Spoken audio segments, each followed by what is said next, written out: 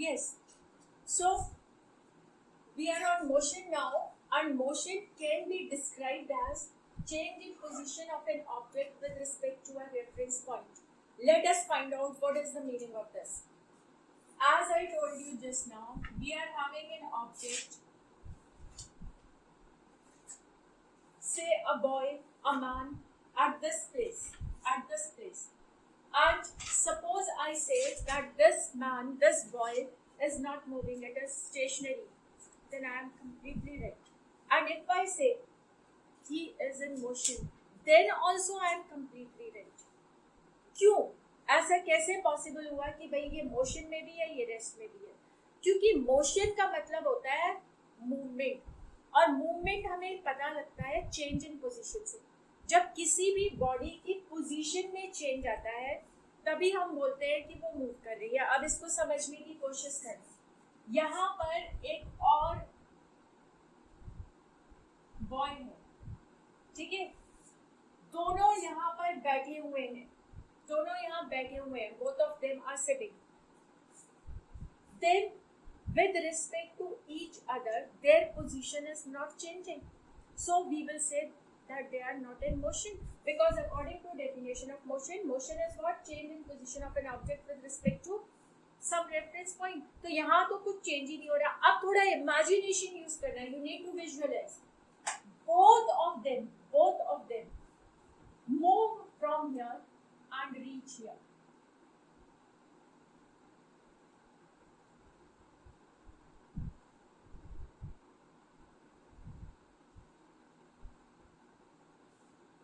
Both of them move from here and reach here. Now, if I ask a question to any of you, आपसे अगर मैं कोई question पूछूं तो आप बोलोगे कि ये दोनों के दोनों मूव करके यहाँ पर आ गए, मतलब they have been in motion.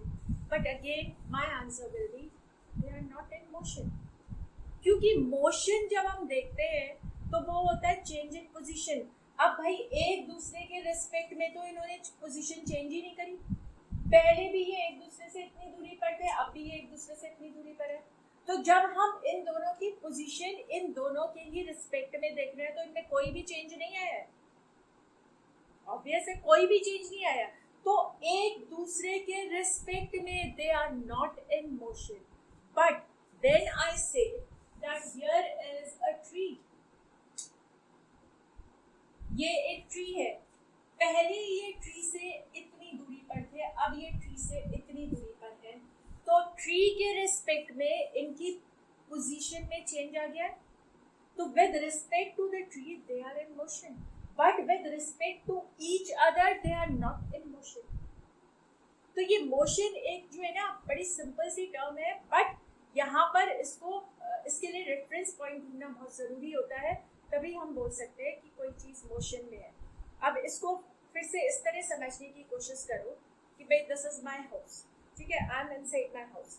Now suppose I have to go to the market, I start from my house. How do anyone say, या how can anyone say that I am moving and going to the market? क्योंकि मेरे घर के reference में, मेरे घर को जब हम कंसीडर करते हैं, वहाँ से अभी मैं उसके अंदर हूँ, कुछ देर बाद मैं कहीं आगे जा चुकी हूँ और कुछ देर बाद मैं और आगे जा चुकी हूँ, मतलब with respect to my house my position has changed. मेरी पोजिशन में चेंज हुआ, इसलिए मैं मोशन में हूँ। अगर मेरी पोजिशन में चेंज नहीं होगा किसी ऑब्जेक्ट के रिस्पेक्ट में तो मैं मोशन में नहीं होंगी। इसका एक और एग्जाम्पल आपको बहुत सिंपल सा और बड़ा इंपॉर्टेंट ईजी सा दे रही हूँ, इसको ध्यान में रखो, फोकस करो जो हम डिस्कस कर रहे हैं, because this will be difficult to understand from the book. ये यहाँ से समझ आएगा, undifficult to understand even in the classroom. अब देख लो इसको फिर से, बहुत सिंपल सी बात है। अगेन लेट अस से दिस इज अ रोड, ठीक है, and there is a tree out here, ठीक है, there is a tree out here. अब एक सपोज बस है,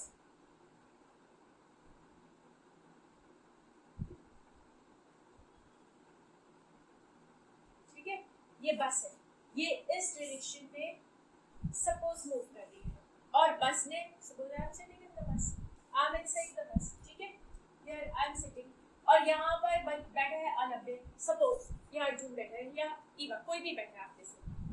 So one of you and myself, matlab both of us, are together inside the bus, and after some time the bus reaches here, this point. Abhi bhi myself and any one of you inside the bus. ठीक है, अब question ये आता है, how are we going to decide whether the bus has moved or not? अगर हम इस tree के रिस्पेक्ट में बस की पोजीशन को देखते हैं तो पोजीशन हैज चेंज्ड, पोजीशन बदली है. It means with respect to this tree the bus was in motion. But अगर मैं खुद को देखती हूँ तो मेरे साथ आप में से जो भी यहाँ बैठा है, यहाँ पर हम जिस स्टेट में थे भाई उस बस के अंदर थे, बस के अंदर का माहौल वही था, और जब हम यहाँ पहुंचे तो भी वही था. तो हम दोनों के रिस्पेक्ट में, जो भी मेरे साथ है आप में से, क्या हमारी पोजीशन में कोई भी चेंज आया with respect to each other? No. So with respect to each other we have not been in motion. हम मोशन में नहीं थे, हम मोशन में थे इसके रिस्पेक्ट में. एक और एग्जांपल लो. Suppose you are going out with your से father on a scooter, on a bike और इन अ कार. कैसे भी जा रहे हो आप दो हो, आप अपने फादर के साथ कार में बैठे हुए हो या स्कूटर पे बैठे हुए हो और आप जा रहे हो कहीं मार्केट में. अब क्योंकि स्कूटर तो एक ही है ना, कार तो एक ही है जिस पर आप सवार हो, तो जब कार कहीं भी आगे बढ़ रही है या स्कूटर आगे बढ़ रहा है तो आप और आपके dad, both of you are moving together. तो एक दूसरे के रिस्पेक्ट में आपकी पोजीशन में तो कोई भी चेंज ही नहीं आ रहा है, आप तो वहीं के वहीं हो. बट हाँ, अपने घर, अपने हाउस से आप कंपेयर करते हो तो कुछ देर बाद आपका हाउस 1 किलोमीटर दूर छूट गया होता है और उसकी भी कुछ देर बाद वो शायद 5 किलोमीटर दूर छूट गया होता है. मतलब सीधी सीधी क्या है, क्या बात है, सीधा सीधा मतलब क्या है, with respect to your house position of you and your dad has changed. It means with respect to your house you are in motion, but with respect to each other you are not in motion. ठीक है, ये होता है motion के बारे में. अब जरा आगे देखते हैं.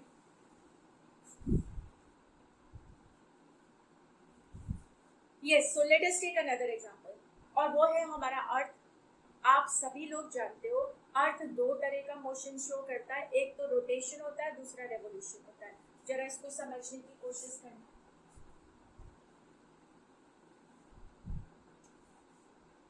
एक अर्थ का रोटेशन है, दूसरा अर्थ का रेवोल्यूशन है. रोटेशन होता है spinning around its own axis, और पता है कैसे मूव करता है, इस तरह आगे भी बढ़ रहा है, अपनी एक्सिस पे भी रोटेट कर रहा है, अपनी एक्सिस पर रोटेट कर रहा है, और ये सन के चारों तरफ भी कर रहा है, दिस वे दिस वे. तो अभी हम रोटेशन की बात करते हैं. अब भाई उस अर्थ के ऊपर आप भी हो, मैं भी हूँ, उस अर्थ के ऊपर ही तो रहते हैं. अब जब अर्थ मूव कर रहा है तो हमारा क्या हो रहा है, हम तो वहीं के वहीं है, नहीं वहीं के वहीं नहीं है, हम भी तो उस अर्थ पे खड़े हैं, हम भी तो मूव कर रहे हैं उसके साथ. अर्थ ऐसे घूमा, मान लो ये अर्थ है, ठीक है, अर्थ पे मान लो यहाँ पर सपोज आई एम स्टैंडिंग. अब इस अर्थ ने क्या करा, इसने ऐसे टर्न करा, घूमा, और कुछ टाइम बाद ये घूम कर ये वाला पोर्शन यहाँ आ गया, ये वाला portion where I was standing it has reached here, हो गया. अब ये तो भाई ऐसा लग रहा है कि मेरी तो पोजीशन चेंज हो गई है, और हुई भी है, but not with respect to earth. क्योंकि अर्थ घूमा उसके साथ मैं भी घूम गई. सो अर्थ के रिस्पेक्ट में क्या मेरी पोजीशन में कोई चेंज आया? मैं तो वहीं की वहीं खड़ी हूँ, I am standing here only, मैं यहीं खड़ी हूँ. अर्थ मूव कर रहा है और मैं भी मूव कर रही हूँ उसके साथ, इनफैक्ट आप भी मूव कर रहे हो उसके साथ, बट हमारी पोजीशन में कोई भी चेंज नहीं हो रहा है. हाँ, अगर कोई जुपिटर पर है, कोई मार्स पर है, कोई किसी और प्लैनेट पर है, वो हमें देखेगा तो अर्थ की पोजीशन और हमारी पोजीशन सब उसको चेंज्ड दिखाई देगी, because our position with respect to another heavenly body has changed, but our position with respect to our own earth is same. तो हम मोशन में हैं उस heavenly body के कंपैरिजन में, कॉन्टेक्स्ट में, पर अपने अर्थ के कॉन्टेक्स्ट में हम मोशन में नहीं है, जबकि अर्थ लगातार मूव करता है. So motion is nothing but change in position with respect to a certain object. और वो जो सर्टेन ऑब्जेक्ट होता है जिसके रिस्पेक्ट में हम चेंज इन मोशन पा रहे होते हैं, उसी को हम बोलते हैं रेफरेंस पॉइंट. तो यहाँ पर हमारा रेफरेंस पॉइंट क्या है? अर्थ है। अर्थ जब हम रेफरेंस पॉइंट ले रहे हैं तो हम कहीं मूव नहीं कर रहे हैं, हम तो वहीं के वहीं हैं। पर कोई और हेवनली बॉडी जब रेफरेंस पॉइंट है तो उसके कॉन्टेक्स्ट में हम मूव कर रहे हैं, क्योंकि उसके कॉन्टेक्स्ट में हमारी पोजीशन में बदलाव आ रहा है, चेंज आ रहा है। So this is what motion is. Okay,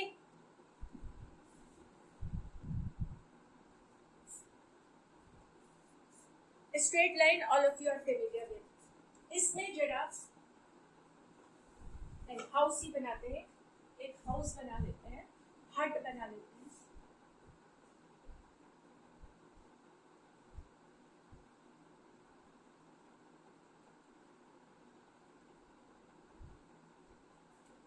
एक ये हाउस है, हाउस नंबर 1, और एक सपोज ये बिल्डिंग है।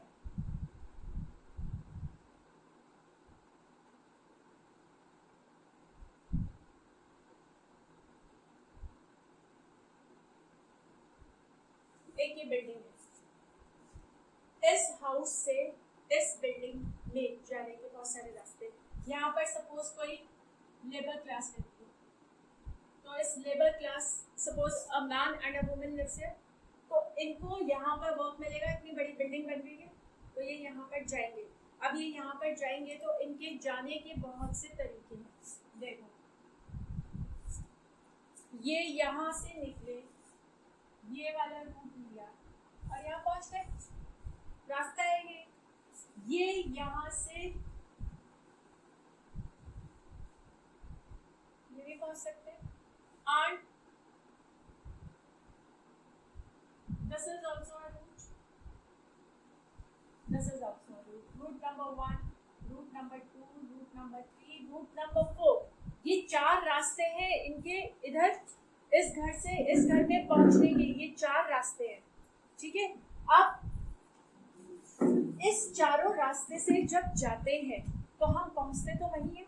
ये आदमी, ये इंसान, ये पहुंच तो यही रहा है, बट फर्क क्या है? ये वाला रास्ता सपोज 3 किलोमीटर लंबा है, जबकि ये वाला रास्ता 2.5 किलोमीटर है, ये 5 किलोमीटर है, और ये से 3.5 किलोमीटर। तो अगर यहाँ पर जिसके भी घर ये जा रहे हैं उसके घर ये पहुँचते हैं और वो इंसान बोलता है कि भाई कितने दूर से आए हो आप। सपोज ये मेरे घर है, यहाँ पर मेरा घर है, ये मेरे घर है, और suppose the lady is working as a maid, तो ये एक मेड है ना, तो मेरे को मेड की ज़रूरत है। तो मैं उससे पूछती हूँ भाई कितनी दूर से आई? वो बोलेगी मैं तो 3.5 किलोमीटर दूरी से आई। ठीक है, अगर वो इस रास्ते से आई है तो वो बोलेगी मैं तो 4 किलोमीटर दूरी से आई। ये 4 किलोमीटर और 3.5 किलोमीटर और 2.5 किलोमीटर या 5 kilometre, what is this? This is the length of path covered by her. Length of path.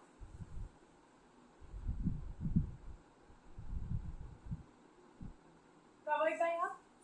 It is the total length of path covered by her. और ये जो total length of path होता है ना, इसी को हम बोलते हैं distance. So what is distance? Distance is nothing but the total length of path covered. हमारे यहाँ से दिल्ली जाने के बहुत सारे रास्ते हैं।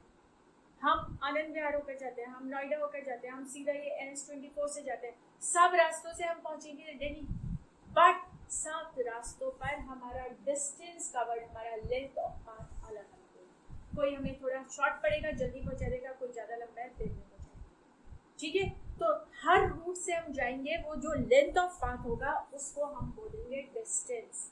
अब मेरा एक छोटा सा क्वेश्चन है आप लोगों से, क्या इस हाउस और इस बिल्डिंग के बीच सबसे छोटा रास्ता कोई हो सकता है? या आप अभी बोर्ड पर देखकर बताओ कि इन दोनों बिल्डिंग्स के बीच में, इस हाउस और इस बिल्डिंग के बीच में सबसे छोटा रास्ता कौन सा है? क्या ये बोलने वाले हो आप लोग? ये बोलने वाले हो? चलो, आप लोगों ने ये बोला कि भाई 2.5 किलोमीटर वाला मतलब रूट नंबर 3 सबसे छोटा है।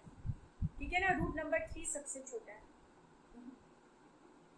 नहीं है, नहीं है। सबसे छोटा हमेशा कौन सा रास्ता?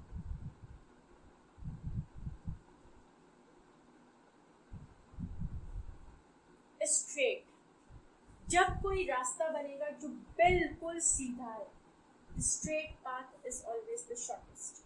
Straight path is always the shortest. आप सब थोड़ा समझने की कोशिश करो. मैंने आपसे ये पूछा था कि इस घर से इस बिल्डिंग तक का सबसे छोटा रास्ता कौन सा है, तो जो 4 बने हुए थे आपने उसमें से सबसे छोटा बोल दिया, क्योंकि ये वाला जो एक्चुअली सबसे छोटा था वो आपको दिखाई नहीं दे रहा था. बट दिखाई दे रहा हो या नहीं दे रहा हो, सबसे छोटा तो वही रहेगा ना. सबसे छोटा रास्ता हमेशा shortest distance. It is always the shortest and shortest is always the straight line. सबसे छोटा शॉर्ट ही तो होता है, शॉर्ट ही तो बोलेंगे, and shortest is always the straight line. So this is the shortest distance या shortest path. Shortest path भी shortest distance ही होगा. Path तो distance ही होता है ना, length of path यही तो distance है.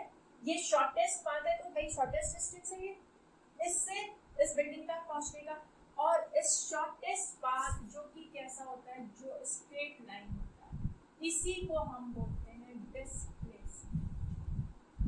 अब इसको फिर से समझना, डिस्प्लेसमेंट और डिस्टेंस दोनों ही पाथ का वर्ड है, पर जब दो ऑब्जेक्ट्स के बीच में जो सबसे छोटा पाथ होता है वो हमेशा ही स्ट्रेट लाइन होता है. उस स्ट्रेट लाइन शॉर्टेस्ट पाथ को हम बोलते हैं डिस्प्लेसमेंट. ओके, क्लियर है ना सबको?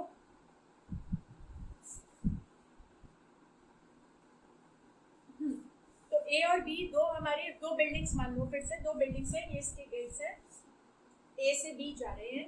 ए से बी जब जा रहे हैं, सपोज ए से बी डिस्टेंस है 10 किलोमीटर. तो जरा सोच के बताओ, या सोचो, इसको बता तो मैं ही रही हूँ.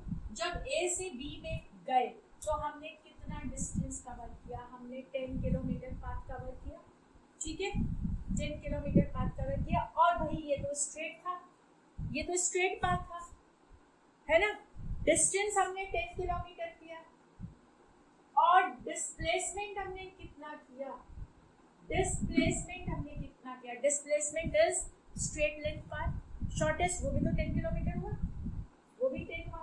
यानी कि जब हमारा पाथ स्ट्रेट लाइन पाथ होता है तो डिस्टेंस और डिस्प्लेसमेंट सेम हो रहे हैं. जब हमारा पाथ स्ट्रेट लाइन पाथ है तो डिस्टेंस और डिस्प्लेसमेंट सेम हो रहे हैं कि नहीं? अब जरा फिर से देखो. अब सपोज ये ए बी के घर गया, दोस्त है दोनों, ए बी के घर गया और बी उसको मिला ही नहीं घर पे, तो उसने क्या करा? वो वापस अपने घर आया. अब जब वो वापस अपने घर आया तो वो 10 किलोमीटर तो गया था और 10 किलोमीटर वापस आया, मतलब टोटल उसको कितना चलना पड़ गया? टोटल उसको इतना चलना पड़ गया, 20 किलोमीटर चलना पड़ गया. ठीक है, टोटल उसको 20 किलोमीटर चलना पड़ गया, यानी कि उसको कितना डिस्टेंस कवर करना हुआ? 20 किलोमीटर का कवर करना हुआ. अब जरा हम बात करते हैं डिस्प्लेसमेंट की. डिस्प्लेसमेंट तो भाई हम देख चुके हैं, स्ट्रेट लाइन पाथ है. शॉर्टेस्ट स्ट्रेट लाइन पाथ को हम डिस्प्लेसमेंट बोलते हैं.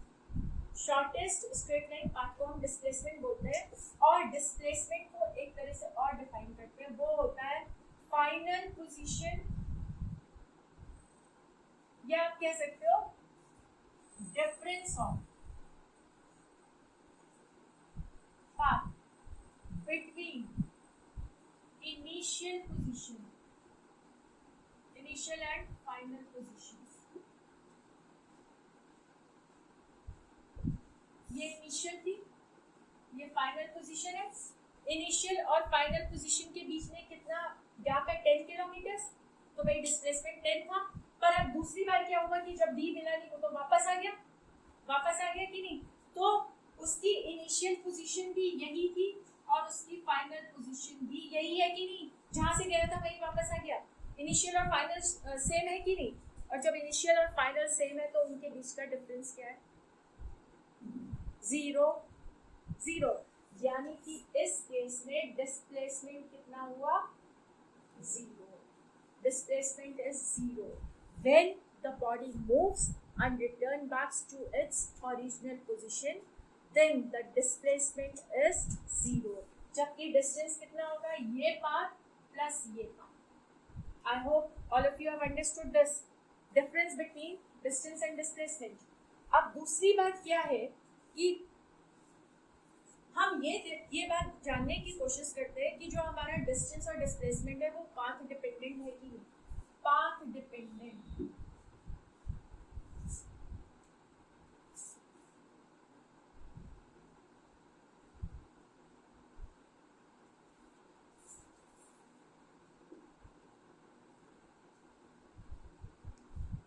देखो ध्यान दो, अगर इस रास्ते से जा रहे हैं या इस रास्ते से जा रहे हैं या इस रास्ते से जा रहे हैं तो हमारा लेंथ ऑफ पाथ अलग अलग है, लेंथ ऑफ पाथ कवर्ड अलग अलग है कि नहीं अलग अलग, तो हमारा डिस्टेंस भी तो अलग अलग होगा।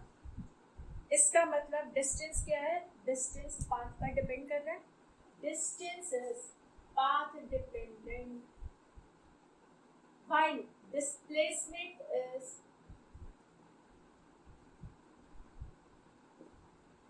path independent।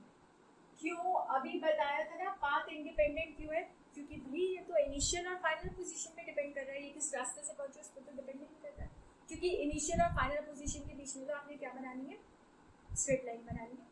ये मान लो मेरी इनिशियल पोजीशन है और ये मेरी फाइनल पोजीशन है, इसके बीच में जो स्ट्रेट लाइन डिस्टेंस है यही तो डिस्प्लेसमेंट है, यही तो डिस्प्लेसमेंट है कि नहीं। तो आप यहाँ से यहाँ किसी भी रास्ते से पहुंचो उससे कोई फर्क नहीं पड़ेगा, डिस्टेंस बदलेगा पर डिस्प्लेसमेंट तो हमेशा यही रहेगा, रहेगा कि नहीं, स्ट्रेट लाइन रहेगा। सो पाथ इंडिपेंडेंट जो होता है वो डिस्प्लेसमेंट होता है, it does not depend on path because it is always straight line path, it is always straight line path, ये ध्यान रखना बहुत जरूरी है। एक और चीज जो यहाँ पर याद रखने की है वो ये है कि भाई डायरेक्शन पे कौन डिपेंड करता है, डायरेक्शन पे अगेन ए बी,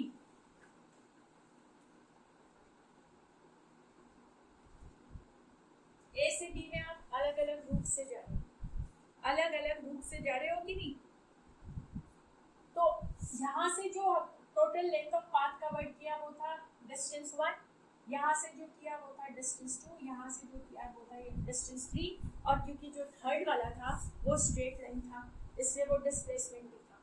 तो आपने एक चीज नोट करी कि डिस्प्लेसमेंट के लिए हम हमेशा क्या करते हैं, स्ट्रेट लाइन पाथ ही लेते हैं और उसी डायरेक्शन में लेते हैं जहां से जिस तरफ जा रहे हैं।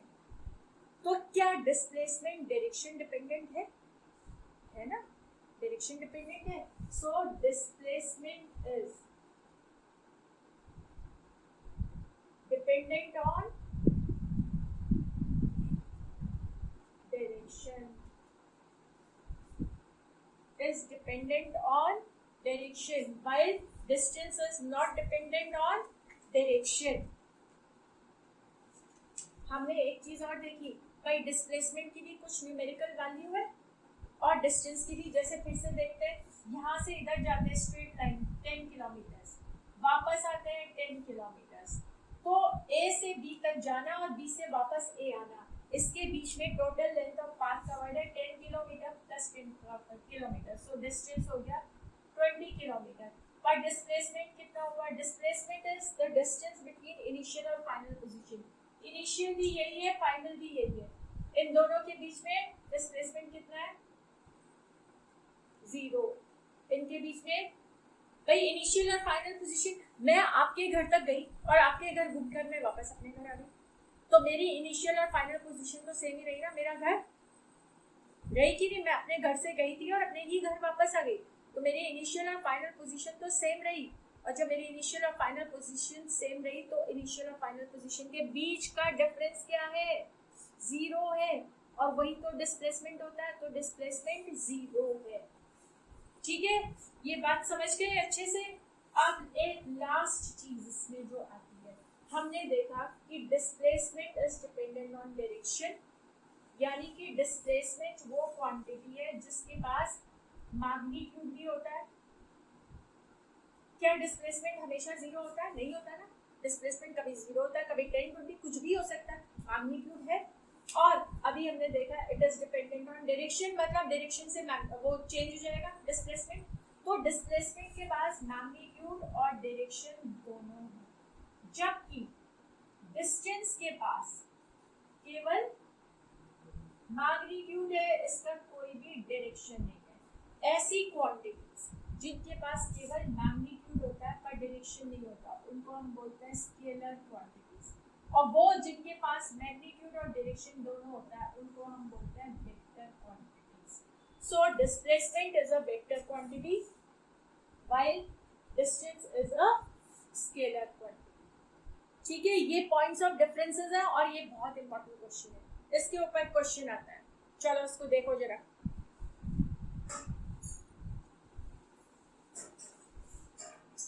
क्वेश्चन है कि हमारा ये पाथ है ABCD, जिसकी साइड स्क्वायर पाथ है, जिसकी साइड 10 मीटर है, और कोई ऑब्जेक्ट मूव करके A से C पर पहुंच रहा है, मतलब ऐसे मूव कर रहा है ना, ये मूव कर रहा है, यहाँ पहुंच गया, ये इनिशियल पोजीशन है, ये फाइनल पोजीशन है, ये तो मालूम है आपको। अब अकॉर्डिंग टू डेफिनेशन आपको इसमें फाइंड करना है डिस्टेंस और डिस्प्लेसमेंट। डिस्टेंस होता है total length of path covered, मतलब this will be AB plus BC, that is 10 plus 10, that is 20 meters. But displacement is the length of path between the initial position and the final position. Initial position is at A, final position is at C. Final position is at C, so displacement is AC. और AC आप निकालोगे Pythagoras theorem से। So this is 10, this is 10, this AC, this is hypotenuse, और Pythagoras theorem सबको use करनी आती है, ये 10√2 निकलेगा। So reverse is correct, 10√2 meters, 10√2 meters। अब इसी में मैं एक छोटा सा एडिशन और कर रही हूँ कि जो हमारा ऑब्जेक्ट है उसने एक पूरा राउंड लगा दिया, मतलब वो A से चला और वापस घूमकर A पर आ गया। उस केस में total distance covered as you know will be 40 meters, 10 plus 10 plus 10 plus 10, but total displacement will be 0.